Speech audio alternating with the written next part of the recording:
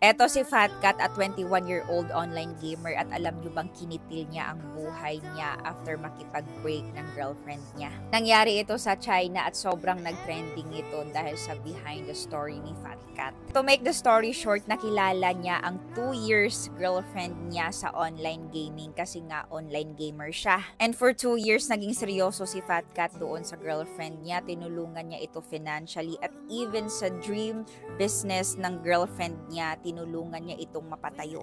At dumating nga sa point na tinitipid na ni Fat Cat ang sarili niya sa pagkain at sa mga gusto niyang bilhin para lamang masuportahan ng girlfriend niya. Imagine niyo ha, ayaw na ayaw niyang kumain ng gulay pero for the past 2 years, gulay ang kinakain niya para lamang makatipid siya. Even nga ang paborito niyang fast food na McDonald's, hindi siya bumibili para lang talaga makatipid siya. And ayon sa news, almost $70,000 na ang naibigay niyang pera sa babae. At kung i-equivalent mo yun sa peso, more than 3 million na.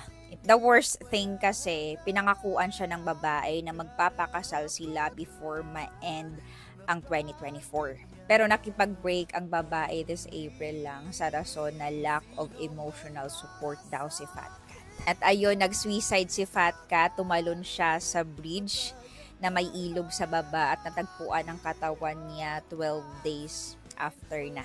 Nakakalungkot lang isipin, no? Kasi sa totoo lang ha, napaka-rare na lang ng mga lalaking ganito. Yung tipong mag-e-invest talaga sa'yo ng bonggang-bongga. At kung sino pa ang tapat, ang may magandang intensyon, seryoso, sila pa yung palaging nasasaktan.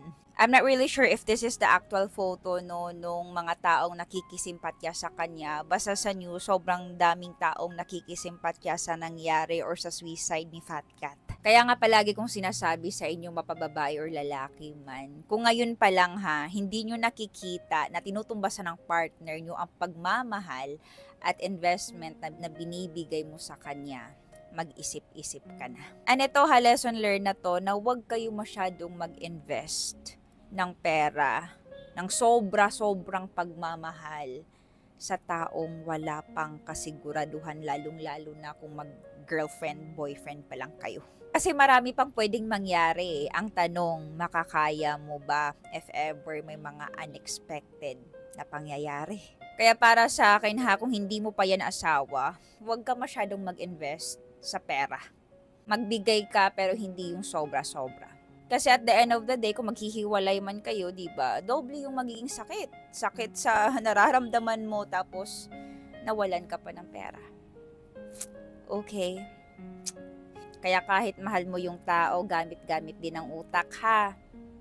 You're welcome.